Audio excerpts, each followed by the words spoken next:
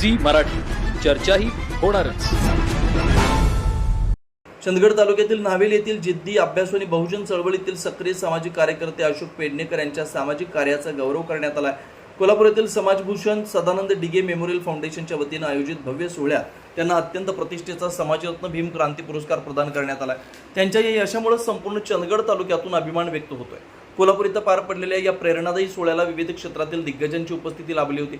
या प्रसंगी डॉक्टर दशविता जाधव, दिनकर आवळे यांच्यासह महाराष्ट्र माझा 24चे संपादक ज्ञानेश्वर पाटील, प्रसिद्ध सामाजिक कार्यकर्ते रमेश किरमटे, नारायण किरमटे आणि पत्रकार रोहित धुबदाळे इत्यादी मान्यवर उपस्थित होते। उपस्थित मान्यवरांच्या हस्ते अशोक पेडणेकर यांना सन्मान चिन्ह, मानपत्र देऊन गौरवण्यात आलं।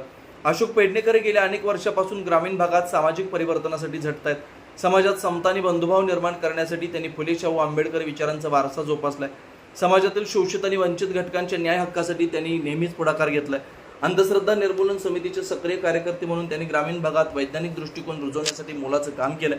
अज्ञान, अनिष्ट प्रथा आणि चुकीच्या समजुतींविरोधात त्यांनी सातत्याने जनजागृती मोहीम राबवली आहे। अशोक पेडणेकरांनी सामाजिक बांधिलकी, कामातील तळमळ आणि निस्वार्थ वृत्ती यामुळे हा पुरस्कार त्यांना योग्य वेळी मिळाल्याची भावना व्यक्त होते।